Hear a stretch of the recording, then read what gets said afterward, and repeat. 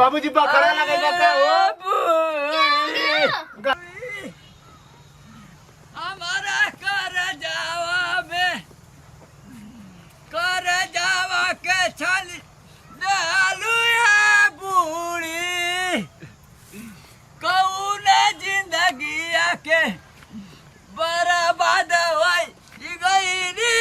बूढ़ी। अरे पप्पू आए देखा पप्पू भैया कैसे चिरकू बाबा बूढ़ी बाबा हमारा कर जावा पर दलिया दर के गईलिया बूढ़ी। बाबा का भला अरे भैया तोरा सुनबा तो तोरा के खून फेंके लगबा हो भैया। अरे पहले बताओ ना बाबा। हमारे दुखावा से सुन के 6 दिन खानावा नहीं खइबा भैया। अय्या बूढ़ी अय्या बूढ़ी चल बलाओ तो करे लेका के बूढ़ो के लेका बलाओ तन पूछी काहे तो पहिला बलाओ करियो तन। अरे मत अपने बाबू के मरला का अपने बाबू के मरला का यहाँ बाबूजी के काहे के मारम अरे मर्दा कहीं के डेकर के रोत हम चिल्लात हम छटपीटा थो काहे बला रास्ता में बैठ के पागल कुबुर की तरह चिल्ला के कहां हो। अरे रास्ता में आदमी तमाशा देखत हम की नहीं पप्पू ऐसा बात ना यार। हम अपन मुअल की माई का अपनी माई का हम धरती माई का बाबूजी के माई का अपनी आजी का कसम हम खा कहती ऐसा कोनो बात ना। तब फिर काहे अरे पप्पू है जान थवा कहां हो यार बताओ तो जल्दी। हम जाओ तो नहीं जाता रोज जाता ना ये अपने मेहरारू के बात सुन के जरूर कोई गरिए ले। अरे मतलब पागल हो गल का दिमाग पहले बताओ कहां बाबूजी हो यार। अरे रास्ता पर अरे अरे आए देखते ही तो फिर कहीं ना बंगल में बाबूजी तो डैडी तो पापा रोवत हम। अरे तू भाई खत्म हुआ। तू खत्म हुआ ऊ का जानत हो कि ना सुनाई देला ना तू तो।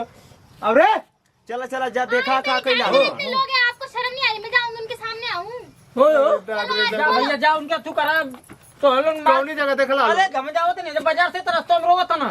बोलो क्या और हुआ? निबिया तरका। हां हां अरे क्या हुआ बोलो? बाबूजी रो तो पता ना काहे आ रहे देखे जरे क्यों रो रहे बाबूजी? का जानी होई तो चला चला पप्पू ज्यादा मरले हम लोग ने पूछो तो काहे की रोत बूढ़िया बूढ़ी कौन करनवा हम के धड़ कैलू बूढ़ी हमारा कर जावा में बोला मामा हिलाई के गईलू बूढ़ी। अब कैसे तो हर चीजुआ देखबे बूढ़ी अब कौनो धड़कनवा को बतिया कैसे को हबे बूढ़ी अय्या बूढ़ी हमारे कर चलो तुम क्यों रो रहे हैं बाबूजी? भैया बाबूजी का भइला हो कोनो गरियौला चिड़ौला का तो के। अरे बहिलिया बहिली बाबूजी अरे घुमाऊ घुमाऊ बाबूजी चुप अरे हो चुप जाओ। रहो हमारे बगलिया का हाँ हाँ हाँ करे जावा भाषा की गया रे बाबूजी करे जब भसक गया इधर। चलो हो बाबूजी का करबी थुनियो तो कमजोर हो गई ना चला। चलो बाबूजी हॉस्पिटल। हमारा जिंदगी में अरे कुछ बाबू बताइबा बाबूजी का भइला हो। गईली ये तो घर लेके चले इनके पहले। चलो बाबूजी अरे चुप रहा बाबूजी एकदम बैठा बैठाओ बैठाओ यहाँ। बैठा जा बैठा पहले बतावा का भइला कौनो जना अगर आज चिड़ौला है बाबूजी तो उनके घर सहित पूरा परिवार जरिए से खत्म हो जाता है जान लिया। अरे मत रो हमारा करनवा से दलिया कैसे लिया बाबूजी मुझे डर लग रहा है मर मत जाना। के कर रनिया रह लिया हो। आइए बहिनी अरे बाबूजी आप बूढ़िया बूढ़ी हमारा जिंदगिया अरे बाबूजी अधूरा कई के गईलू बहिनी का पहले बाबूजी माई का आत्मा फिर आइला लका के में परलस ये काया के माई हाँ मार देगा। अरे भैया भैया तू तो जरिए से खत्म बड़ा ये गुंग भैया क्या इसीलिए बूढ़िया बूढ़ी बाबूजी बूढ़ी बूढ़ी कहत लगा था माई कुकुर नियर लथार के मरलस ये इनके हमारे करनावा से जमीनिया पले के चल चल तू ये बूढ़िया समनावा में क्या हो गया हम बाबूजी? उ जमीनिया परल नहीं चाहत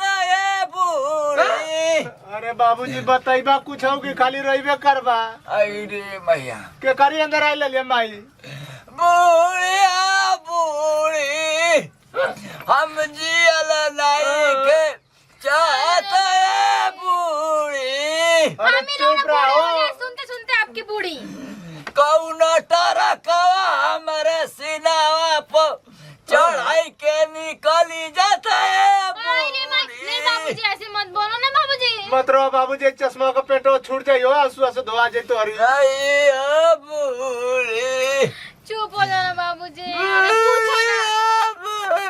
आयो माई देख लो जरा इसको देख लो हमारे करनावा फाट मार दी देखो। बूढ़िया बूढ़ी बताइबा कि पूरा स्पीकर में फाड़ देबा तब बोलबा बाबूजी बताइबा बोलो ना बाबूजी बस एक बार। बूढ़ी अब ना जिया मैं बूढ़ी अरे माई इतना लेट लोट के आया बूढ़ी बाबूजी उठो।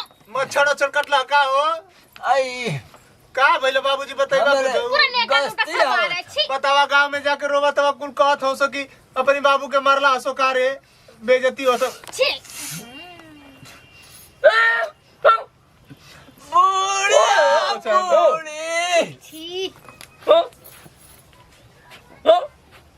तू खत्म हो सर खत्म हो जरिए ते में रोए वाली का बात है बाबूजी तो सुनिए बूढ़ी हमरा जियल चाहते है बूढ़ी अरे चुप रहा बाबूजी सुनिए सो गौवा वाला त का कहियो सो ताना मरियो सो मन के हो। आता मामा बन के ट्रेनिया में कौनो डबरवा के घुमवाई दे तू हमारे सिनावा पर क्यों मरने का नाम कौनो लेके क्या हुआ? गड़िया चढ़ाई इधर तो बूढ़ी दुकान पे लेके का चलो। दिक्कत भइले बाबूजी फिर घुमवा का रिश्ता उस्ता कइला गावे गइला लापिटला हसो का क्या का हुआ भइले? ना बाबूजी बताओ ना। अब अंदरवा चुप हो गए चुप चुप काम पे लगो चुप हो गए। अरे। सोने का है। बाबा पूछिए बाकी बड़ा में खरवा दिए त की का भइल ल हाँ, ई का बात? बूढ़िया बूढ़ी बाबूजी बकरा लगइबा का हो बूढ़ी हाँ, गाना बटबा का कैसा नहीं तोरे बक्सवा मको हाँ, हाँ। गाना कैसे समनिया देख के जिया भाई बूढ़ी अरे खोल के देख के जीना क्यों और कैसे यो जियोगे? एकदम पागल है बिना बात का बात लेके आवाला बाबूजी बूढ़ी एकदम परेशान कर दिया आपको। अरे बूढ़ी खत्म है भैया चलिए से खत्म का ई खोलना वाला का रे पीछे से बक्सा भैया, कैसे दो तो अरे पतोहिया हाँ, बाबूजी मैं पतोहिया यहीं हूँ। अब ना जिया भाई बहिनी अयो भाई ए बुढ़िया बुढ़ी अरे बाबूजी चुप रहो पूरा गाँव भर बिटोर दे बाबा देखा धीरे धीरे बाबूजी आप बुआ की कसम में बताइए क्या हुआ? हम परेशान हो गए। नहीं तो दिमाग खराब। कसम कसम खा के कहा क्या? बुढ़िया बुढ़ी इजरिया से खत्म बड़ा है इसीलिए रो रहे थे। इस बुढ़ी जरिए से खत्म आप पता लगाए क्या? तो चला कहीं ले चलिए पैसा से माई का गाना बेचे एक ऑपरेशन कराई जा गला वाला का कानून को बुढ़िया बुढ़ी कौनी बात का टेंशन है बाबूजी भी हवा ना होता है करे ऐसे ना नहीं ऐसे खून आने लग गया। आई बक्सवा का तलवा है ना हाँ। ओकर चाबिया हेरा गए 2 घंटा से खोजत ही ना मिलत जाए बाबूजी पूरा बुढ़िया बुढ़ी पूरा तू बाबूजी पूरा एकदम भ्रष्ट हवा पूरा गाँव हमार के पूरा परिवार के परेशान के लिए बड़ा तलवा का चाबिया नहीं मिलता है बूढ़ी तलवा का चाबिया नहीं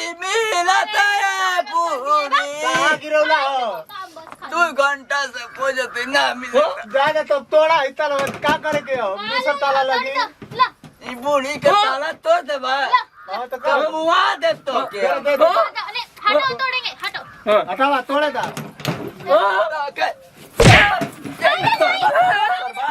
तू हट तो ओके लग जाए बूढ़ी का ताला तोड़ दवा हमारे यही का बूढ़ी यही में एक से एक सामान रख रहे थे के जी ना देखी जाओ बाबू बूढ़ी अरे दाओ ये तोड़ दीजिए तलवार जी बाबूजी